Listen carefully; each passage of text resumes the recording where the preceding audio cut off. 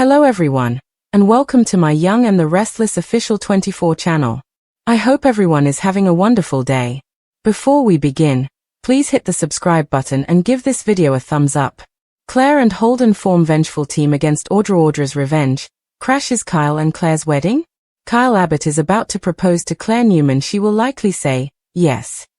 With that said, considering how upset Audra Charles is at these two lovebirds, could she end up crashing their wedding in an act of revenge? Kylaire's downfall. Audra's target. The Young and the Restless spoilers remind fans that Audra doesn't only have beef with Kyle at this point, but Claire as well. Especially since the Newman blew up her own relationship with Nate Hastings by telling him what she did in Nice, and her scheme with Victor Newman. Still, even though Kyle fessed up to Claire about his kiss with Audra at Kane Ashby's summer home, he still failed to disclose the entire story. The fact that he was only wearing a towel and smile, plus, they were on his bed in his train car during said lip lock. This is still mentioned in scenes, and Audra recently told her best friend Sally Spectre about it as well. This could sting Kyle in the buttocks because Claire still does not know the whole story. Audra's vengeance. Audra seems focused on Kylaire's downfall. Even before the Nate thing, she hates the fact that Kyle got the better of her in Nice, and knowing that he not only scored Victor's approval,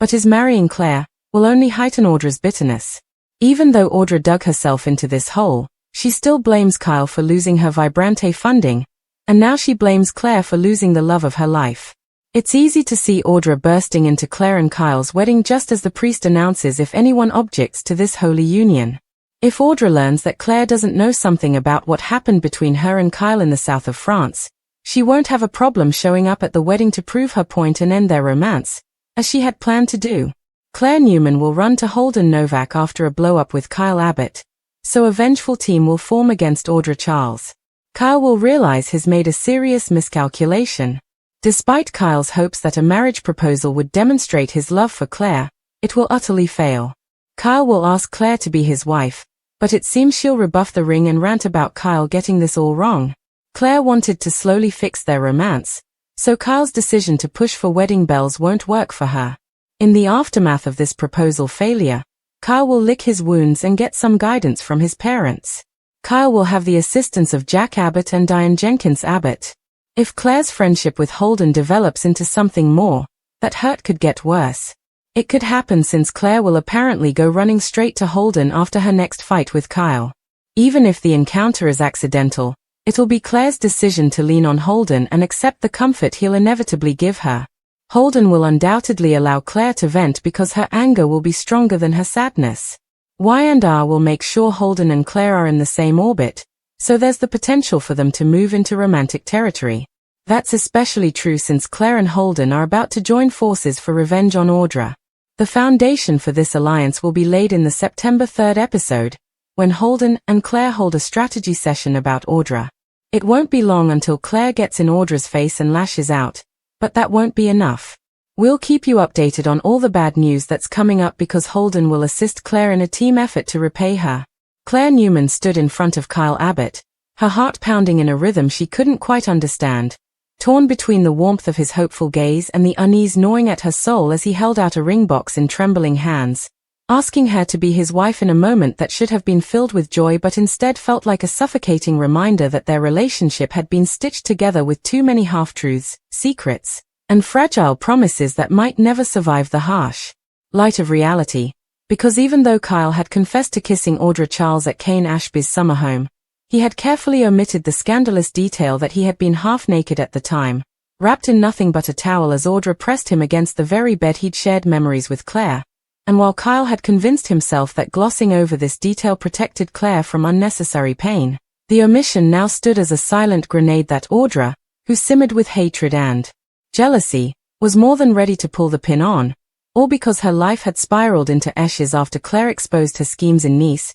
shattering her connection with Nate Hastings, severing her Vibrante ambitions, and destroying the one sliver of stability she thought she had secured with Victor Newman. So when she looked at Kyle and Claire, so smug in their fragile happiness, she vowed she wouldn't rest until she shattered them both. But the irony was that fate itself gave her the perfect stage, Kyle's ill-timed proposal, which landed like a dagger in Claire's chest, not because she didn't care for him, but because she needed time, space, and healing before committing to forever, So instead of the yes Kyle had anticipated, she ripped into him with a fury that shocked him, ranting about how he misunderstood her, how pushing for wedding bells was premature, how she needed to rebuild trust brick by brick, not have him try to cover up their fractures with diamonds, and though his parents Jack Abbott and Diane Jenkins Abbott were quick to console him, urging him to see that Claire's rejection wasn't about a lack of love but a cry for patience, Kyle was left gutted, spiraling, licking his wounds,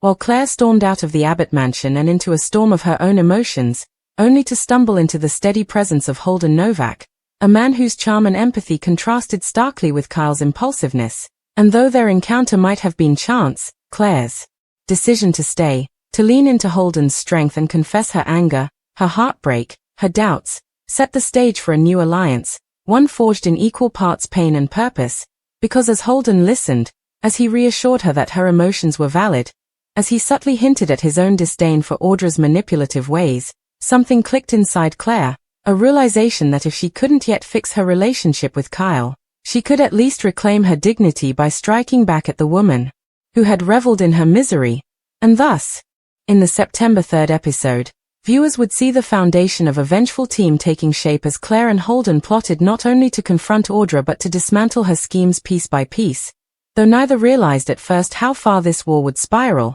because Audra, sensing the tension between Claire and Kyle, saw the perfect opportunity to drive her knife deeper by plotting the ultimate act of vengeance, crashing their future wedding, standing tall as the priest asked if anyone objected, ready to unleash the truth about the towel, the bed, the kiss, and all the sordid details Kyle had buried, but the irony would be that by the time Audra prepared to make her move, Kyle's proposal would have already backfired, Claire would already be questioning his honesty, and Holden would already be sliding into her orbit with more than just friendly advice, opening a door that could lead to romantic territory if Claire allowed herself to fall into his arms, and though she might tell herself it was all about revenge, all about taking down Audra, the late-night strategizing with Holden, the whispered conversations, the cathartic release of shared anger, would blur into something dangerous and intoxicating, the kind of bond that could change the balance of power in Genoa City forever. Yet none of this would stop Audra, who refused to be a silent spectator, because for her, crashing Kyle and Claire's wedding wasn't merely an act of disruption but a declaration of dominance, a way of proving to everyone, Victor, Nate, Kyle, Claire, that she was not a woman to be dismissed or forgotten, and she confided her plan to Sally Spectra, who, though shocked, secretly admired Audra's audacity, and warned her that such a public display could backfire spectacularly. But Audra's bitterness outweighed her reason, because in her mind, Kyle stole her professional dreams, Claire stole her love, and together they had humiliated her beyond repair. So she fantasized about the gasps echoing through the church, about Kyle's face paling as she recounted every detail he'd hidden, about Claire's fury when she realized her fiancé hadn't been entirely honest. Yet what Audra failed to consider was that Claire, armed with Holden's encouragement and her own newfound steel, was no longer the fragile woman who had once doubted her place in Genoa City, and instead of crumbling under Audra's revelation, she might very well turn the tables, lashing out at Audra in front of everyone, exposing her manipulations, her lies, her obsession, and sending her spiraling even further, while Kyle, torn between damage control and desperation, would try to cling to Claire, pleading that his omissions were never meant to harm her. But by then the damage would be done, trust fractured further, leaving the door wide open for Holden to step in, for the Claire and Holden partnership to evolve into something more, perhaps not immediately but inevitably, because revenge has a way of binding people together, and once they tasted the satisfaction of striking back at Audra, whether through legal maneuverings, corporate sabotage, or personal confrontations, they would find themselves united in a way that Kyle could never have anticipated. His greatest fear realized as the woman he loved and the rival he underestimated formed a team designed to destroy the woman who haunted them both, a team that, in time, could become the very spark that ignited a deeper romance, proving that in Genoa City, love, loyalty, betrayal, and vengeance are never cleanly separated, but woven into one messy, explosive tapestry where even a wedding meant to unite two souls can become the battlefield where enemies collide and destinies are rewritten forever. The fallout from Kyle Abbott's failed proposal lingered like a bitter aftertaste in the halls of the Abbott mansion and in Claire Newman's heart, Because even though she didn't despise Kyle or deny that her love for him still pulsed beneath her fury, she could not ignore the way his grand gesture made her feel cornered, smothered, and misunderstood, and in soap opera fashion, her storming out that night became the catalyst for a chain of events no one in Genoa City could have predicted, least of all Kyle, who sat drinking scotch in the study while Jack Abbott gently reminded him that rushing Claire into marriage after betrayal wasn't the way to rebuild trust, and Diane Jenkins Abbott, ever the protective mother, urged him to slow down and give Claire the time she needed, but Kyle, stubborn and still reeling from rejection, could not shake the paranoia that Claire was slipping through his fingers, especially since she had gone straight to Holden Novak, a man Kyle already considered a dangerous rival even before Claire began leaning on him in ways that transcended mere friendship, because what started as a sympathetic ear quickly evolved into hours-long conversations where Holden allowed Claire to vent about her disappointment, her suspicions, and her anger, and Holden, shrewd as ever, gently shifted the dialogue toward Audra Charles, reminding Claire that the real villain in her story wasn't Kyle, who was guilty of omission and bad timing, but Audra, the woman who had toyed with both of their lives, setting dominoes tumbling in a way that left destruction in her wake. And it was in that vulnerable state that Claire realized Holden was right, that while she could take her time figuring out her feelings for Kyle, she didn't have to sit back and allow Audra to laugh at her misery, so she agreed to Holden's idea of forming an alliance, a pact of vengeance that would begin innocently enough with subtle jabs at Audra's reputation but would grow darker,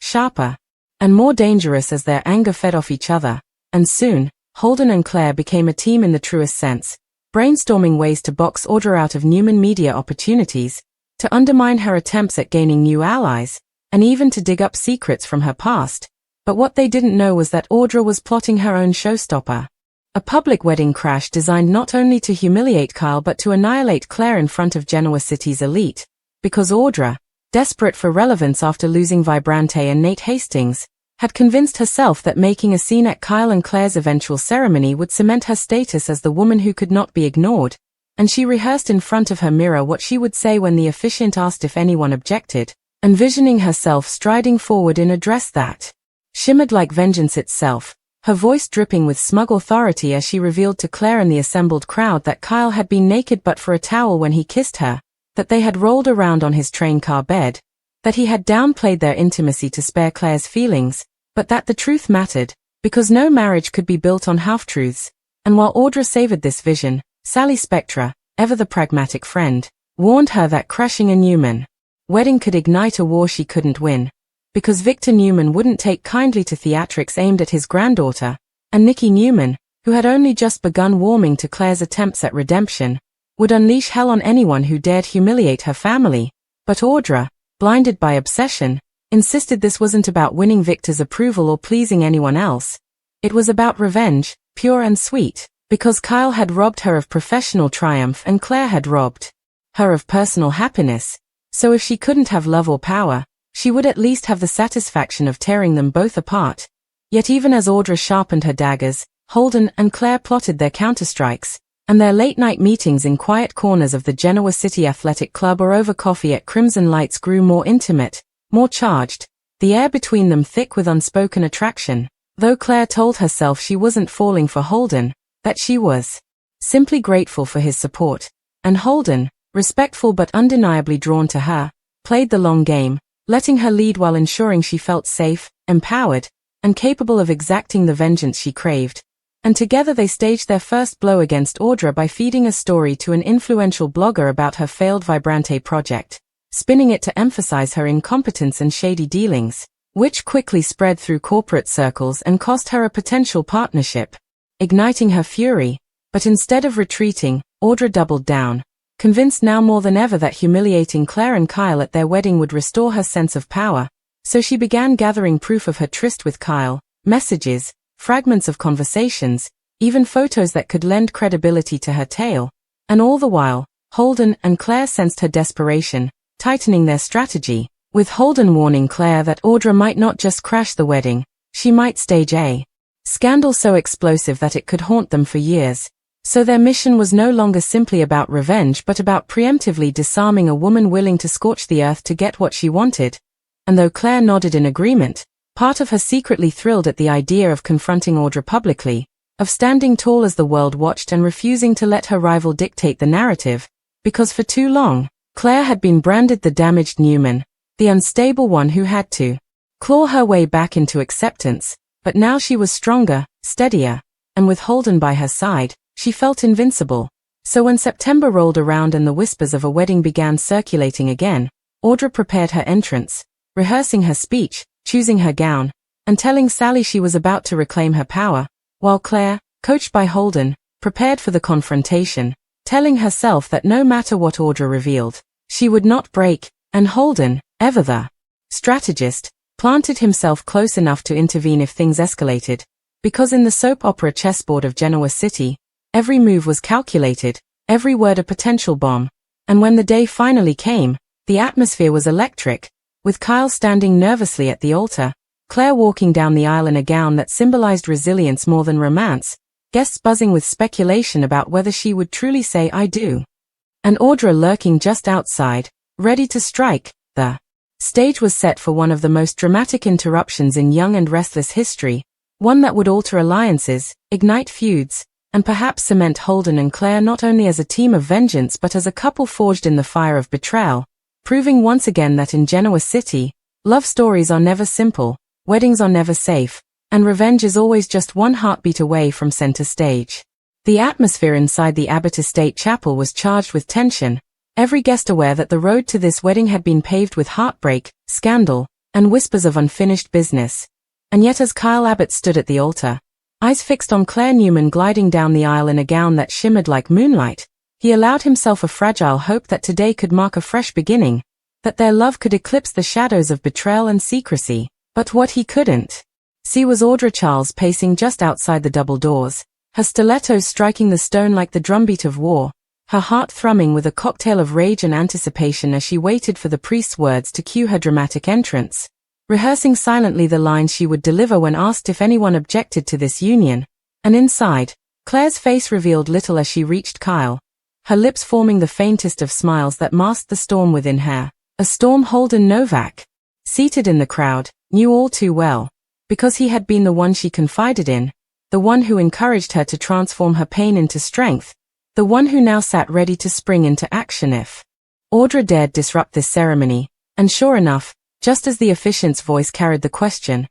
"If anyone here has reason why these two should not be joined in holy matrimony, speak now or forever hold your peace," the chapel doors flung open with a thunderous crash that silenced the crowd, and there stood Audra, breathtaking in a crimson gown that clung to her figure like fire incarnate, her smile sharp, her eyes glinting with triumph as gasps echoed through the pews, Nicky Newman stiffening in horror, Jack Abbott rising protectively, Diane Jenkins Abbott clutching her pearls in fury, and Victor Newman narrowing his eyes like a predator watching prey. But it was Kylaire who straightened her shoulders, refusing to show weakness, even as Audra began her performance, striding down the aisle with deliberate grace, her voice ringing with venom as she declared, "Before you make the biggest mistake of your life, Kylaire, there's something you deserve to know about the man standing next to you. He didn't just kiss me, he didn't just slip, he invited me into his world, into his bed, wearing nothing but a towel and a grin, and he downplayed it because he knew if you ever heard the whole truth,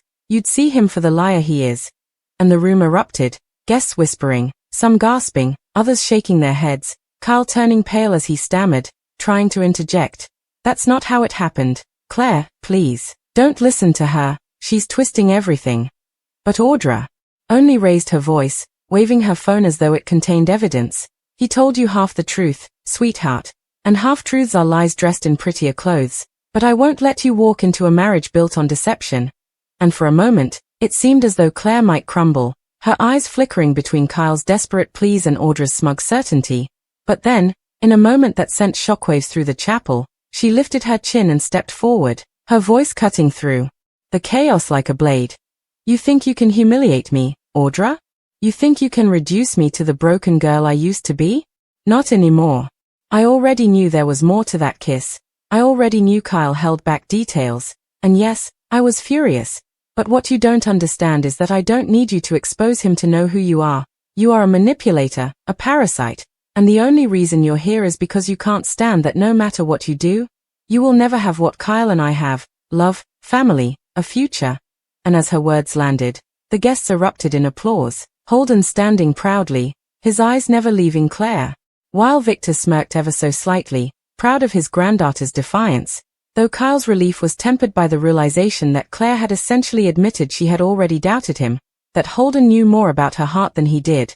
And as Audra faltered for the first time, her smile trembling, she tried to recover by snapping, "You can stand there and pretend to be strong, but deep down you know I'm right, you know he betrayed you."